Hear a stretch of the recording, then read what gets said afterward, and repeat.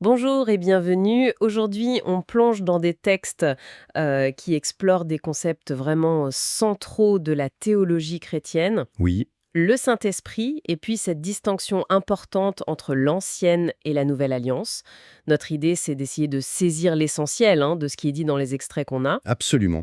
Et ce qui ressort fort des textes, c'est vraiment cette description d'une transition théologique majeure. On passe d'une première alliance vue comme limitée, on va dire, à une nouvelle alliance. Mhm. Et celle-là, elle est complètement axée sur Jésus-Christ et l'action du Saint-Esprit. Les passages clés, ils viennent surtout de Jean et de l'Épître aux Hébreux. Alors justement, commençons peut-être par cette image qui m'a frappée dans l'évangile de Jean au chapitre 7. Jésus qui dit «Si quelqu'un a soif, qu'il vienne à moi et qu'il boive». Oui, Et il promet que de celui qui croit vont couler des fleuves d'eau vive. C'est puissant comme métaphore pour démarrer. tout à fait.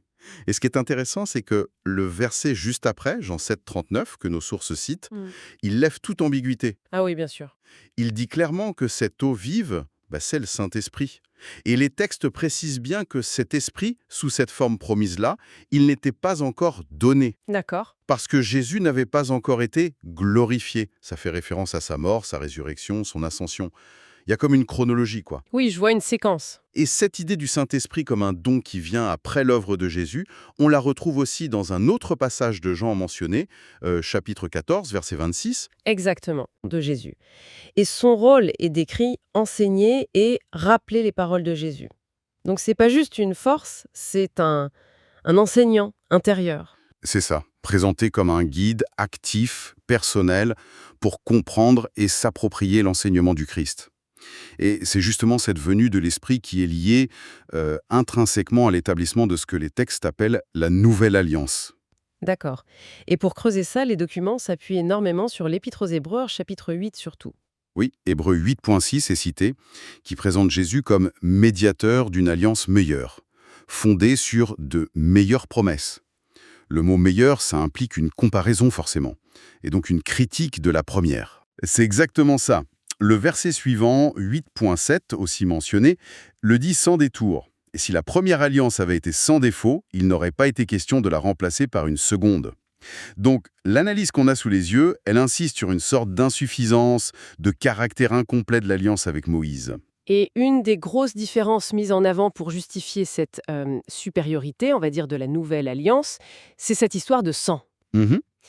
Nos lectures disent que la première alliance, celle du Sinaï avec Moïse, elle a été scellée par du sang d'animaux. Précisément. Alors que la nouvelle alliance, elle est établie, ratifiée par le sang même de Jésus-Christ. Et cette différence, sang animal contre sang du Christ, ça devient la base d'une symbolique très très forte dans les textes qu'on a. Parlez-nous un peu de cette symbolique. Elle a l'air assez audacieuse quand on parle de boire le sang. Oui, c'est une interprétation qui demande un peu d'attention. Les documents, ils interprètent l'acte de boire le sang de Jésus, qui fait sans doute écho à Jean 6, pas au sens littéral bien sûr, mais comme une métaphore. Oui, évidemment. La métaphore de recevoir le Saint-Esprit. Et c'est cette réception de l'Esprit qui, d'après cette lecture, donne la vie éternelle et commence une transformation profonde, à l'image de Dieu. Et à l'inverse, il y a un parallèle négatif qui est fait. Oui, et c'est là que l'image est assez frappante. Les extraits mettent en garde contre ce qu'ils appellent boire le sang des bêtes. Et ça, c'est associé symboliquement à acquérir une forme ou un esprit animal. Ah oui. Ça suggère une sorte de dégradation spirituelle, une focalisation sur le terrestre, le charnel, en opposition à la vie de l'esprit. C'est une façon très imagée de contraster radicalement les effets spirituels des deux alliances telles qu'elles sont comprises ici. C'est une lecture très particulière, en effet. Bon, au-delà du sang, il y a une autre différence majeure qui est soulignée dans le texte. Où est inscrite la loi divine? Pour la première alliance, c'est classique, gravé sur des tables de pierre, les 10 commandements. Et le contraste avec la nouvelle alliance est saisissant. Le texte cite directement Hébreux 8.10 « Voici l'alliance que je ferai, je mettrai mes lois dans leur esprit, je les écrirai dans leur cœur. » D'accord. On passe de la pierre, un truc extérieur froid, au cœur et à l'esprit, le centre même de la volonté, de l'intelligence humaine. Gravée sur la pierre, même si elle est sainte, bonne, elle reste un peu extérieure à la personne. Mhm. Elle peut dire ce qu'il faut faire, elle révèle le péché, mais elle ne donne pas en elle-même la capacité ou même le désir profond de l'accomplir parfaitement. Elle fonctionne plus par contrainte ou obéissance formelle, quoi. Donc elle montrait le chemin, mais pas forcément l'envie ou la force de le suivre. C'est un peu l'idée qui est présentée, oui. Alors que la promesse de la Nouvelle Alliance, avec la loi inscrite dans le cœur, dans l'esprit, par Dieu lui-même, ça vise justement à faire naître une obéissance qui vient de l'intérieur. Ah, d'accord. Un amour sincère pour Dieu, pour le prochain, qui ne serait plus juste une conformité à des règles externes, mais l'expression naturelle d'un cœur transformé. Et qui fait cette inscription intérieure? Qui est l'agent? C'est le Saint-Esprit. C'est lui qui est présenté comme l'acteur divin qui réalise cette promesse. Il grave la volonté de Dieu, non plus sur de la pierre, mais sur les tables de chair du cœur, pour reprendre une expression de Paul qui fait écho à ce passage d'Hébreux. C'est une transformation de la nature même de l'obéissance. Si on revient à la comparaison directe entre les deux alliances, comme nos sources la décrivent, la première, Moïse, comme médiateur, on parle aussi d'ange, ratification par sang animal, loi sur pierre.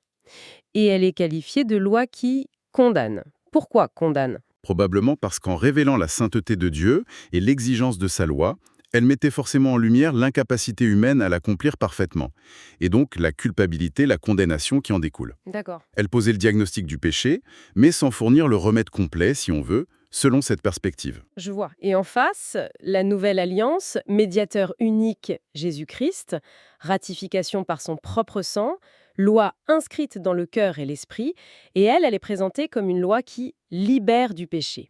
Comment elle opère cette libération? La libération viendrait justement de l'action du Saint-Esprit dans le croyant.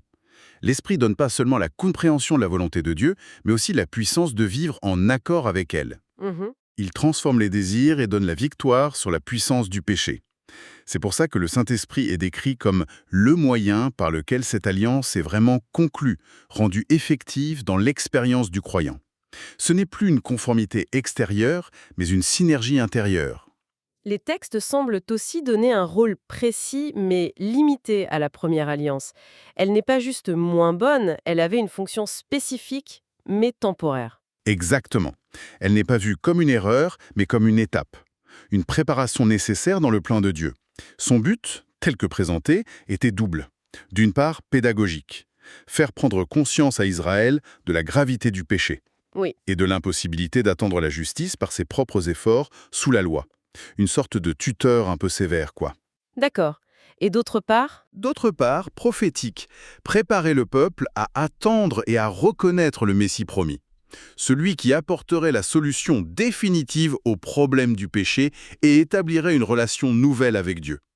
La première alliance, en quelque sorte, elle créait l'attente et le besoin de la seconde. et ce Messie, identifié à Jésus, il établit donc cette alliance authentique, permanente. L'expression sang de Dieu est même utilisée dans les extraits pour parler du sang de Jésus. C'est une façon très forte de souligner la valeur infinie et la nature divine du sacrifice. Absolument. Et les bénéfices concrets de cette nouvelle alliance, comme ils sont listés en citant Hébreux 8, sont radicaux. D'abord, le pardon complet définitif des péchés. Je ne me souviendrai plus de leurs péchés ni de leurs fautes. C'est une amnistie totale, quoi. On remet les compteurs à zéro. C'est énorme. Et ensuite, Ensuite, une connaissance intime, directe de Dieu, accessible à tous les membres de l'Alliance, depuis le plus petit jusqu'au plus grand. ah oui, L'idée, c'est que la relation de base avec Dieu ne dépend plus principalement d'intermédiaires humains, d'une caste sacerdotale. Grâce à l'Esprit, chacun peut connaître Dieu personnellement. si on essaie de résumer l'idée centrale qui se dégage de tout ça, la nouvelle alliance, vue à travers ces textes, c'est pas juste un contrat amélioré. C'est présenté comme une vraie révolution intérieure, une transformation. C'est tout à fait ça. La différence, elle n'est pas seulement de degré, mais de nature. Le Saint-Esprit est vraiment le pivot de cette nouvelle réalité.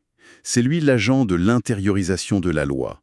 Il transforme le devoir extérieur en désir intérieur. Mhm. C'est lui qui communique la vie de Christ et rend possible une obéissance qui découle de l'amour, de la gratitude, plutôt que de la crainte ou de l'obligation. Les extraits vont même jusqu'à dire que celui qui a vraiment embrassé cette nouvelle alliance par la foi, reçu l'Esprit, eh bien, il garde la loi. Oui, Pas par un effort surhumain et légaliste, mais comme le fruit naturel de cette vie nouvelle que l'Esprit donne. c'est ça.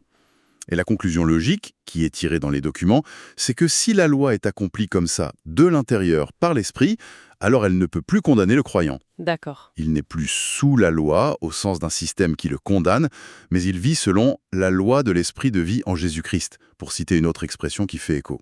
C'est une affirmation très forte sur la synergie entre la grâce, l'esprit et la sanctification. Donc, en parcourant ces extraits, le fil conducteur, c'est cette progression d'une alliance externe sur Pierre, médiatisée indirectement, ratifiée par un sang extérieur, Oui, vers une alliance interne, écrite dans le cœur, médiatisée directement par Christ et rendue vivante par le Saint-Esprit, le tout scellé par le propre sang du médiateur. c'est une excellente synthèse de la perspective offerte par les documents qu'on avait. L'accent est mis sur une internalisation, une spiritualisation et une personnalisation de la relation avec Dieu et de l'obéissance dans la nouvelle alliance. Bon, on a exploré les points principaux de ces textes en essayant de bien comprendre comment ils articulent le rôle du Saint-Esprit et la dynamique entre les deux alliances. Cette insistance très forte sur la loi écrite dans le cœur par l'Esprit, ça soulève une question intéressante pour aujourd'hui, non? Ah oui, laquelle? Si l'essence de l'obéissance dans la nouvelle alliance, c'est cette transformation intérieure par l'Esprit, comment ça nous invite à penser la relation, qui est parfois tendue, entre l'expérience de foi intérieure, subjective, et puis les manifestations extérieures, concrètes, visibles de cette foi? Dans les actions, les choix de vie, quelle forme prend l'expression d'une loi qui est devenue intérieure? Hmm, Une interrogation profonde pour continuer à méditer là-dessus. Merci d'avoir suivi cette exploration avec nous.